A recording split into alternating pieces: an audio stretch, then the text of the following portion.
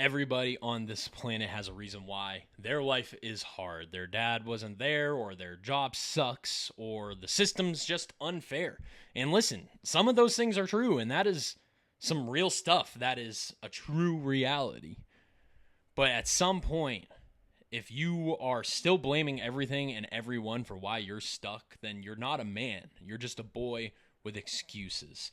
And this is a hard reset episode, guys, because this is something that I have seriously struggled with in my life, and one that I am still actively on a daily basis working towards improving. And the truth is that blame feels safe, but it keeps you small.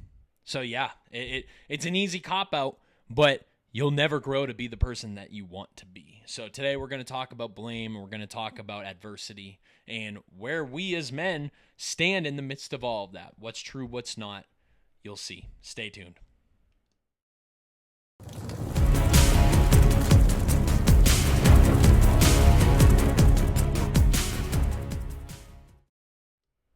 Hello, good morning, good evening, wherever you guys are watching or listening from. Welcome to another episode of Better Men Daily.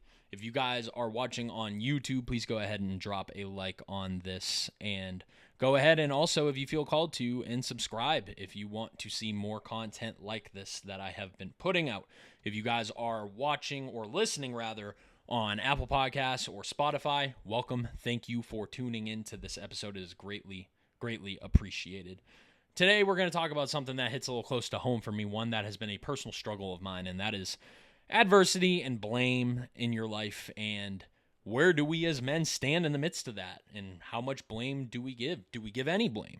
We're going to talk about all that today, and if you guys stay tuned to the end, we will give you a challenge to take home with you. Now, my personal journey is what we're going to talk about a bit here at the beginning.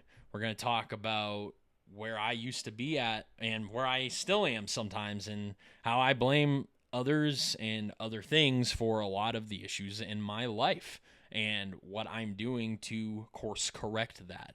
Now, I'm someone who, I didn't have the worst childhood on the planet, but I also didn't have a perfect childhood, and I spend a lot of time in therapy nowadays, and I'm sure I will make a video about therapy here at some point, but my therapist has basically told me that I grew up on the Jerry Springer show. Things were very chaotic, and some things at times were emotionally unstable, and I've struggled a lot with that in my life. And I've kind of followed that theme throughout my whole life, where I like to blame the world for why things aren't going my way. And of course, I'm just part of my family, so of course things aren't going to go the way that we hope that they will. And it's an easy cop-out, and it's easy to just blame the system because it's messed up. It really is. We have a messed up system in this world. There's a lot of bad parents in this world. There's a lot of drug problems in this world. There's a lot of legitimately valid concerns in this world that someone could use to say is the reason that they are not where they want to be. And I have struggled with that a lot, especially as an adult, and as I have faced financial strains as a young family and a single income household trying to get our lives together. There's been times where I blame the system for why I am struggling in paycheck to paycheck, and there's a lot of times where I have blamed my upbringing for some of the behaviors that I have.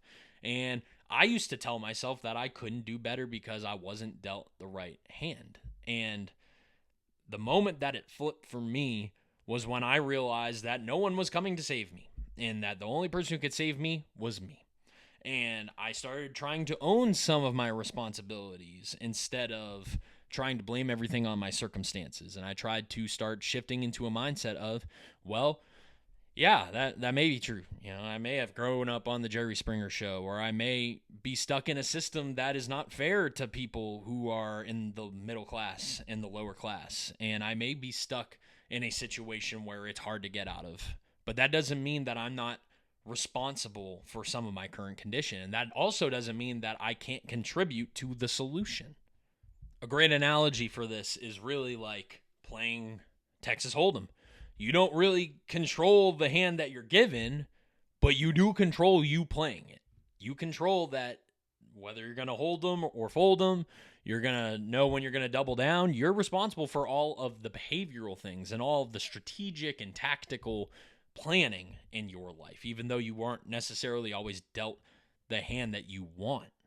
And what I learned in my life was that when I was placing blame on circumstances and other people for all the reasons that I was in my current condition, was that I was more bitter and that I was more passive and I was more broken in my relationships with my wife and with my family. And I had this victim mindset that was just disguised as I'm just a cynic or I'm just a realist. And the reality is XYZ.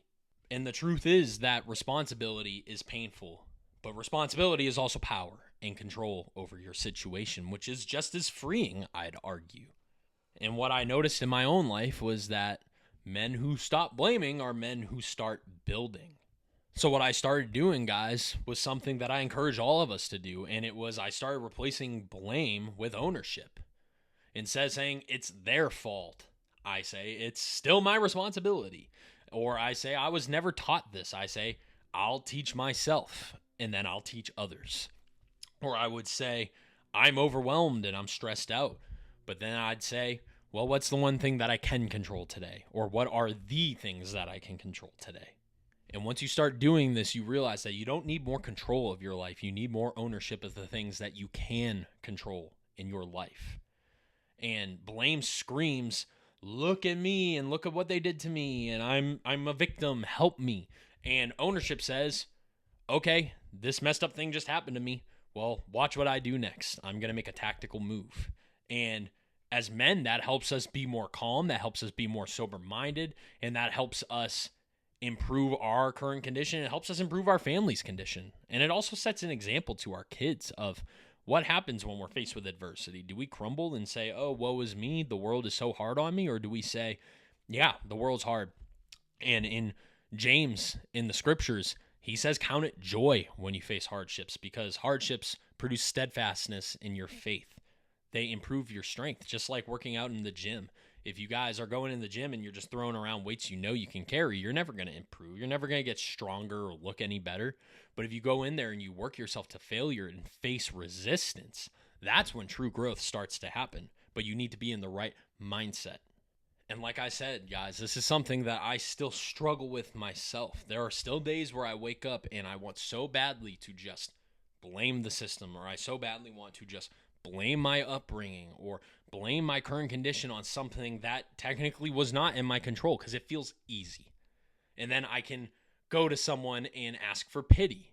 But what I have to remind myself of, and what we got to remember on a daily basis, guys, is that we are men, we're leaders. We don't ask for pity. We ask God for strength to produce steadfastness, like James talks about in the scriptures, so that we can continue to fight these trials with grit and with resilience, so that we can show our family that we are people that they can rely on. If I just curl up and die and I tell my wife, well, it's just out of our control and our life is hard because it's unfair and I am upset because of that and there's nothing I can do, then what kind of confidence is that going to instill in my family, where I can turn around and say, yeah, this sucks, but we're going to figure it out. There is a path out of this maze. It's just up to us to find it. So because of that, every man hits a fork in the road at some point in their lives, and you can either blame your past or you can build your future. So the question I'm going to ask is, which one are you going to do? But you don't get to do both, and you have to make a clear and concise decision to go one way or the other. And I'm not saying that it's not a back and forth, and it's not a tug of war, and it's not a daily battle in your mind and a daily battle with Satan, but you got to flee to God and trust that you are going to have the strength and resilience and the confidence and intelligence as a man to navigate you and the people that you love through the storms of life. So if you guys made it to the end of this video, it's time for the challenge of today. And today's challenge in question is, where are you still pointing fingers in your life? And what would change if you dropped the story and picked up the shovel and just said, you know what? It is what it is, but I'm going to start finding a way out of this for us. So go ahead, and if you feel called to and you feel motivated and driven by this episode, go ahead and drop a fire emoji in the comments if you are ready to be done blaming and ready to start building in your own life. That's going to do it for this episode, guys. I appreciate you watching or listening, as always. If you're on YouTube, please go ahead and drop a like if you enjoyed this episode, and it would be greatly appreciated if you subscribe if you feel like you're getting a lot out of this content. And if you guys are listening over on Apple Podcasts or Spotify, thank you for tuning in. It is greatly appreciated. That's going to wrap it up for this episode of Better Men Daily. I appreciate you guys as always, and I will see you in the next one. Take care.